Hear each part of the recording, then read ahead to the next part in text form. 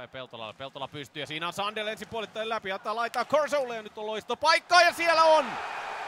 Puhelimeen mennään ja luistimesta kiekko maaliin menee, mutta Johanon startti hieman unisesti on Tapparan kakkosketju tässä tilanteessa. 33 sekuntia taulussa. Kiekko ensimmäisen kerran häkissä ja luistimellahan se sinne menee. Sitä nyt aika kauan täällä tarkastellaan ja lopulta se sitten saadaan.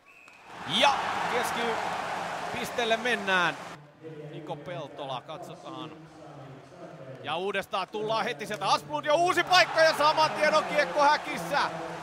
Näin se homma toimii ja Tappara lyödään ällikällä heti kättelyssä. Maalintekijä numero 71 Mikael Keränen ja tätä ei tarvitse tarkastaa, se on tehty maali. Katsotaan mitä sitten tulee tällä ylivoimalla aikaiseksi Tapparan suunnalta. Nyt varmasti kavennusmaalia haetaan ja siitä tulee Olli Palola. Viime kauden kevät saa heti jatkoa nyt sitten liigassa.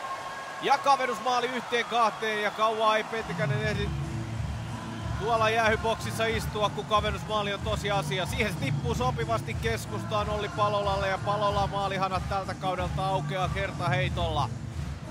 Laidan tuntumassa tällä kertaa Kuusela ja Pentikäisen välillä ja nyt sitten Pentikäinen parkkeraa maalin eteen. Näppilä antaa siellä sitten vähän Niemiselle iskuja ja sitten Maalinen ja nyt on sitten Kuusela oli paikalla ja lukemat 2-2.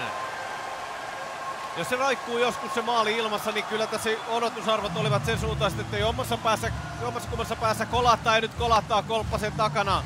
Lukemat 2-2 Kristian Kuuselalle ensimmäinen häkki Tappara paidassa liigassa. Ottaa keskikaistalta nyt sitten puolestaan Kangasniemen mukaan. Kangasniemi roikottaa sinne Metsolalle. Metsola, joka ei ole paljon tässä toisessa erässä töihin päässyt. Ja nyt siellä Hazardin tilanne tulee ja Ilves rokottaa kylmän viileästi. Karmea virhe Tapparalle omalla alueella ja näin ollen Ilveksen kolmas maali on tosiasia. Ja kyllä sieltä sitten kaivetaan Antti Hölli keskeltä ja näin ollen hänelle tulee tähän väliin sitten maalia. Peli 2-3. Otetaan Beilen mukaan. Beilen hakee hyvin siinä vielä Kuuselan toiselta puolelta.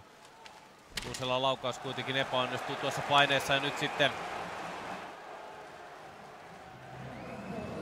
siinä nähdään Nieminen taklaa laidan tuntemossa Pentikäistä.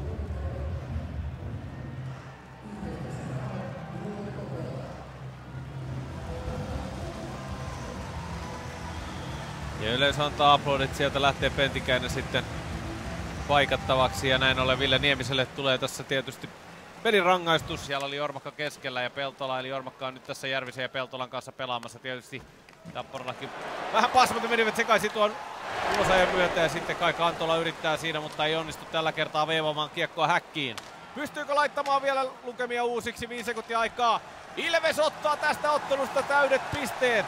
Tappara on lyöty alussa 2 pikamaalia ja kolmannessa erässä vielä kuitti 2 kavennusmaalin ja tasoitusmaalin jäljeltä. Ja näin 3 pistettä Tampereen paikallisavauksesta jää Tampereen Ilveksen laariin ja se on kyllä totta kai yllätys varmasti monelle.